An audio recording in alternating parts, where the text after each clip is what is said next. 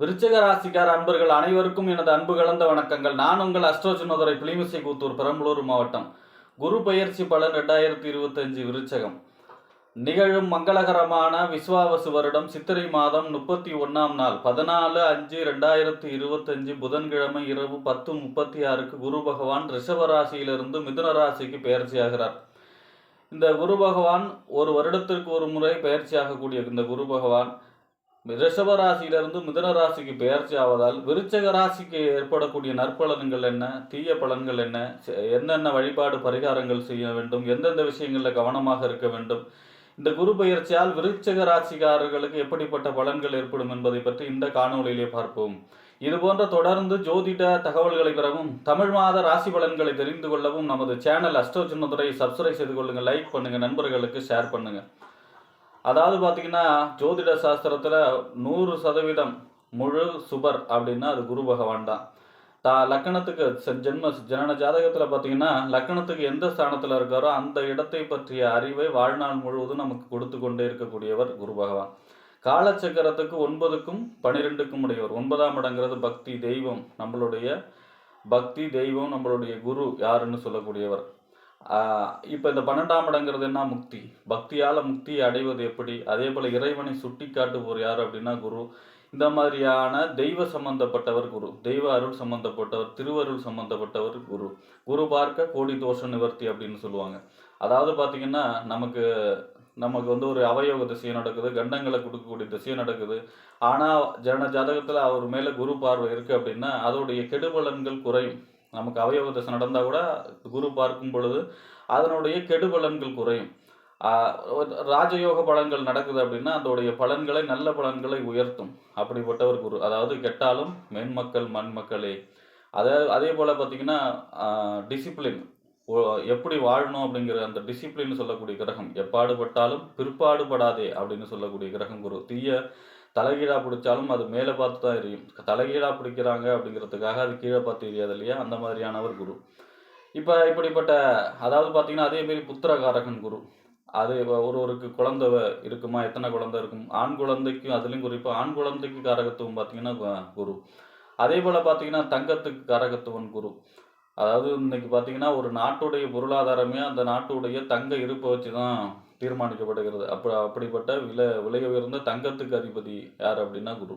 இப்படிப்பட்ட குரு பகவான் பார்த்தீங்கன்னா விருச்சிக ராசிக்கு, உங்கள் ராசிக்கு 2ஆம் இடம், வாக்கு, தனம், குடும்பம், வருமானம்னு சொல்லக்கூடிய 2ஆம் இடத்திற்கும் 5ஆம் இடம் என்று சொல்லக்கூடிய புத்திரஸ்தானம், புத்தி, சிந்தனை, செயல்திறன், பதவி, விளையாட்டு இதெல்லாம் சொல்லக்கூடிய பூர்வ புண்ணியஸ்தானம், இந்த 2க்கும் 5க்கும் உடைய குரு கடந்த ஒரு வருஷமா 7ஆம் இடத்துல இருந்தார் உங்கள் ராசிக்கு.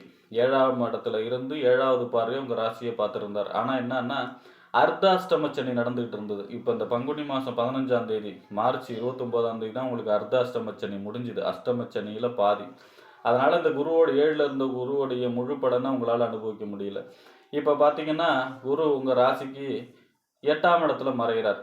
அது 2க்கும் 5க்கும் உடையவர் 8ல் மறைகிறார். பொதுவாக 8ஆம் இடம் என்பது குருவுக்கு கோச்சாரத்தில் சரியான இடம் இல்லை.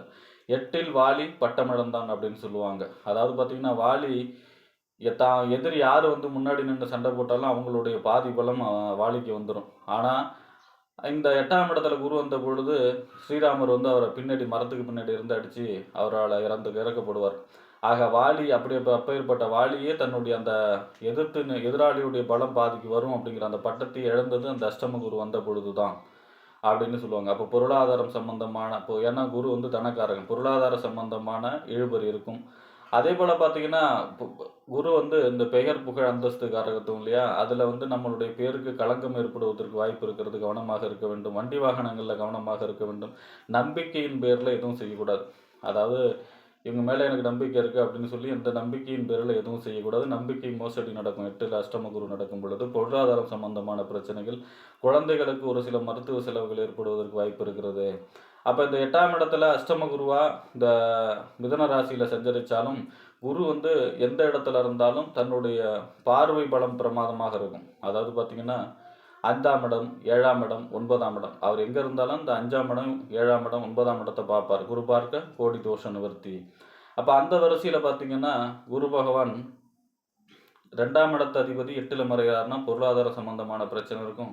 அதே போல் பார்த்தீங்கன்னா குரு பார்க்கிறார் அப்படின்னா உங்கள் ராசிக்கு 5வது பார்வையாக 12ஆம் இடத்தை பார்க்குறாரு. 12ஆம் இடங்கிறது என்ன? அயன சயன போகஸ்தானம், விரயஸ்தானம், வெளிநாடு சம்பந்தமான ஸ்தானம். அப்போ வெளிநாடு இடமாற்றம், வெளிநாடு சம்பந்தமான முயற்சிகள் கைகூடும். அதனால் கவனமாக அதில் டாக்குமெண்ட்லாம் கவனமா அப்படின்னு ஒரு முறைக்கு பல முறை யோசிப்பது நல்லது. அதே போல் பார்த்தீங்கன்னா வீடு கட்டக்கூடிய யோகம் இருக்கும். அதே போல் ஏன்னா 12ஆம் இடத்தை குரு பார்க்குறாருனாங்கிறதால வீடு கட்டக்கூடிய யோகம், சுப செலவு செய்யக்கூடிய அமைப்பும், கண் சம்பந்தமான பிரச்சனைகள்லாம் தீரும். அதே போல் பார்த்தீங்கன்னா 12ஆம் இடங்கிறது அயன சயன போகசோகம், கட்டில் சுகத்தை கொடுக்கக்கூடிய இடம். ஆக அலைச்சல், அதாவது 12ஆம் இடங்கிறது அலைச்சலையும் சொல்லும். ஒரு விஷயத்துக்காக பல தடவை அலையக்கூடிய அமைப்பு சொல்லும் 12ஆம் இடத்தை குரு. அப்போ 12ஆம் இடங்கிறது, அப்போ 12ஆம் இடத்தை குரு பார்க்குறேன்னா அலைச்சல் புரியும். ஒரு எடுத்த காரியம் எடுத்த முயற்சியிலே வெற்றியும். ஒரு தடவை 2 தடவை அலைய வேண்டாம், அந்த அலைச்சல் திருச்சல் குறையும். ஆனால் இடமாற்றம் சம்பவிக்கும். 12ஆம் இடங்கிறது மறைந்து வாழ்தல். அப்போ இடமாற்றம் 8ஆம் இடமும் மறைவு. அப்போ இடமாற்றம் சம்பவிக்கக்கூடிய அமைப்பு இருக்கும். ஒரு இடத்துலேருந்து இன்னொரு இடத்துக்கு போகிறது அப்படிங்கிற அமைப்பு இருக்கும். அதே போல் பார்த்தீங்கன்னா 7வது பார்வையாக உங்கள் ராசிக்கு 2ஆம் இடத்தை பார்க்குறாரு. 2ஆம் இடங்கிறது என்ன? வாக்கு, தனம், குடும்பம், வருமானம். பொதுவாக 2ஆம் இடத்தை குரு பார்க்குறாரு அப்படிங்கிறது மிகப்பெரிய நன்மை. அதுவும் முழு பார்வை. 7வது பார்வை தான் குருவுக்கு முழு பார்வை. அந்த முழு பார்வையால் பார்க்கறதுனால நன்மைகள் அதிக அளவில் இருக்கும். குடும்பத்திலே சுப நிகழ்ச்சிகள் நடக்கும். கல்வி சிறப்பு ஏற்படும். வருமானம் வரக்கூடிய பெருகக்கூடிய அமைப்பு இருக்கும். குடும்பத்திலே அனைத்து விதமான சுப நிகழ்ச்சிகளும் நடக்கும். கொடுத்த வாக்கை காப்பாற்றக்கூடிய அமைப்பு இருக்கும். பொருளாதார சம்பந்தமான கொடுக்கல் வாங்கல் ஒரு சீராக இருந்து கொண்டிருக்கும். குரு பார்க்க கோடி தோஷ நிவர்த்தி அப்படிங்கிற அமைப்பில். அடுத்ததாக பார்த்தீங்கன்னா 9வது பார்வையாக உங்கள் ராசிக்கு 4ஆம் இடத்தை பார்க்குறாரு. 4ஆம் இடங்கிறது என்ன? வீடு, வண்டி, வாகனம், மனை, தாயார், சொத்து, சுகஸ்தானம். அப்போ 4ஆம் இடத்தை பார்க்குறாரு அப்படின்னா புதிய வீடு கட்டக்கூடிய அமைப்பு. ஏற்கனவே சொன்னோம், வீடு கட்டக்கூடிய அமைப்பு, நிலம் வாங்கக்கூடிய அமைப்பு, இடம் வாங்கக்கூடிய அமைப்பு. அதே போல் பார்த்தீங்கன்னா ரியல் எஸ்டேட் தொழில் செய்பவர்களுக்கு யோகம். அதே போல் பூமி சம்பந்தமான தொழில் செய்பவர்களுக்கு யோகம். வீடு சம்பந்தமான தொழில் செய்பவர்களுக்கு யோகம். வளர்ப்பு பிராணிகள் மூலம் லாபம். வாகனத்தை தொழிலாக செய்பவர்களுக்கெல்லாம் யோகமான காலமாக இருக்கும். 4ஆம் இடத்தை 9வது பார்வையாக குரு பார்க்கும் பொழுது, இப்போ இந்த குரு அஷ்டம குரு அப்படிங்கிறதுனால இந்த 2ஆம் இடத்து அதிபதி 8ல் மறைகிறாருன்னா கொஞ்சம் குடும்பத்தில் உள்ளவரிடம் விட்டு கொடுத்து செல்ல வேண்டும். சுடு சொற்களை தவிர்க்க வேண்டும். ஏன்னா வாக்கை கவனம், நம்ம பேசும்பொழுது கவனமாக பேச வேண்டும். ஏன்னா வார்த்தை தவறி போகுது அப்படிங்கிறாங்க இல்லையா, அந்த வார்த்தை தவறுவதற்கு வாய்ப்பு இருக்கிறது. 5ஆம் இடத்து அதிபதி 8ல் இருந்தால் புத்திரர்களுடன் விட்டு கொடுத்து செல்ல வேண்டும். பூர்வீக சம்பந்தமாக பிரச்சனை வந்தால் அதை ஆறப்போட வேண்டும். உங்களுடைய பதவிக்கோ பொறுப்புக்கோ ஒரு சில போட்டி பொறாமைகள் இருக்கும். கவனமாக இருக்க வேண்டும் விருச்சிக ராசியை பொறுத்த வரைக்கும். இப்போ இந்த அஷ்டம குரு இருக்குது அப்படிங்கிறதுனால இந்த அஷ்டம குருக்கு ஃபுல்லாக அதே ஒரே மாதிரி இருக்க போகிறதில்ல. அதிசாரமாக குரு மாறுவார். அதே போல் வக்ரமாவார். இந்த மாதிரி காலங்கள்லாம் குருவுடைய அந்த அஷ்டம குருவுடைய கெடுபலன்கள் குறையும். இருந்தாலுமே வியாழக்கிழமை குரு அல்லது தட்சிணாமூர்த்திக்கு நெய் தீபம் ஏற்றி வழிபாடு செய்கிறது. இந்த ஒரு தடவையாவது ஆலங்குடி போய் வியாழக்கிழமை மஞ்சள் பட்டு எடுத்து சாத்தி உங்களுடைய பேர் நட்சத்திரம் சொல்லி வழிபாடு செய்வது.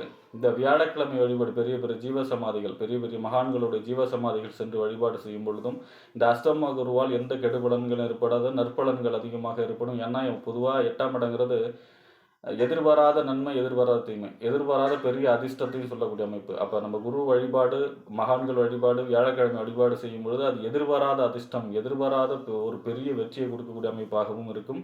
விருச்சிக ராசிக்காரர்களுக்கு இந்த குரு பயிற்சி என்று கூறி விடைபெறுகிறேன். நன்றி, வணக்கம்.